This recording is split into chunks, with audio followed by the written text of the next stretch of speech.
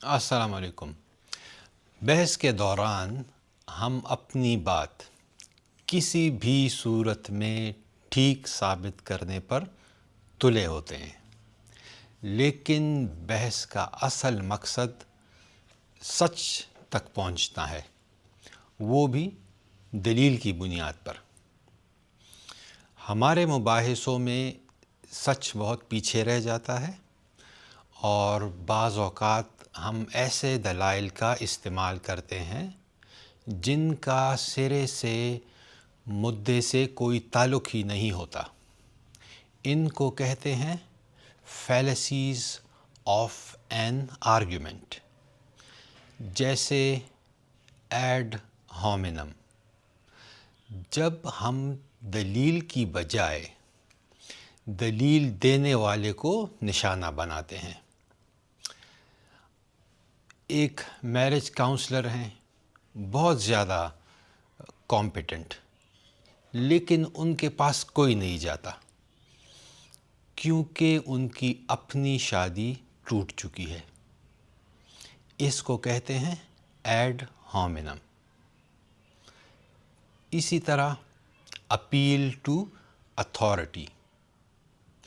جب ہم اپنے علم، اپنے رتبے یا اپنی کسی بھی انفرادی صلاحیت کی بنیاد پر اپنی بات کو ٹھیک اور سچ ثابت کرنے کی کوشش کرتے ہیں۔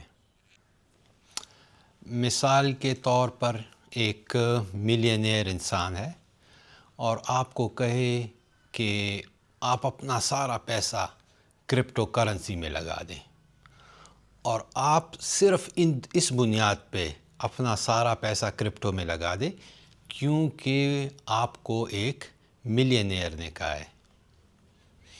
اس کو کہتے ہیں اپیل ٹو اتھارٹی۔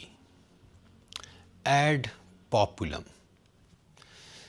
جب آپ کسی چیز کی مقبولیت کو بنیاد بنا کر اس کو ٹھیک یا سچ ثابت کرنے کی کوشش کرتے ہیں۔ ایک بچہ ہے، اپنے والدین سے کہتا ہے مجھے موبائل لے دیں کیونکہ کلاس میں سب بچوں کے پاس موبائل ہے، تو چونکہ وہ سوچتا ہے کہ سب کے پاس ہے تو میرے پاس بھی ہونا چاہیے۔ یہ ہے ایڈ پاپولم۔ Circular reasoning.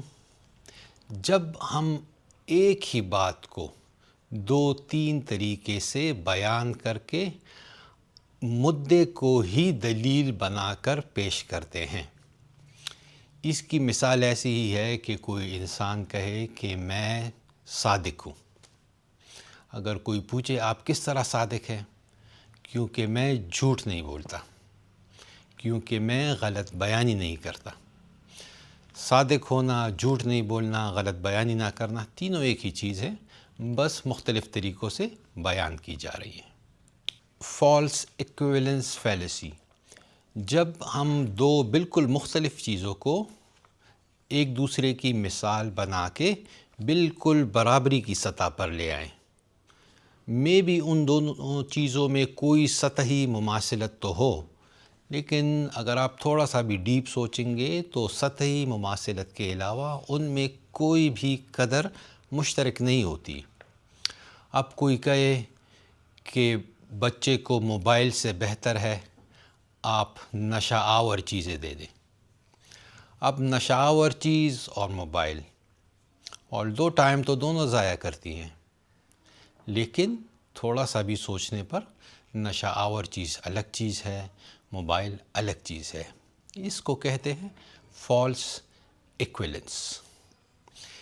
اس کے بعد اسٹرا مین فیلیسی۔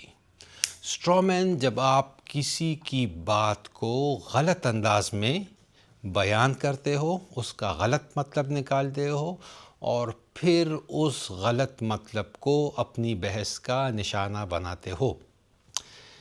کچھ اس طرح مثال ہے کہ ایک بچہ اپنی امی سے کہے گرمیوں کی چھٹیاں ہیں، 9:30 کی بجائے میں 10:30 بجے سونا چاہتا ہوں، اور اس کی امی اسے کہیں کہ بیٹا اچھا، تو ابھی آپ مطلب پوری رات جاگتے رہو گے، ٹائم ضائع کرو گے، گیمیں کھیلتے رہو گے؟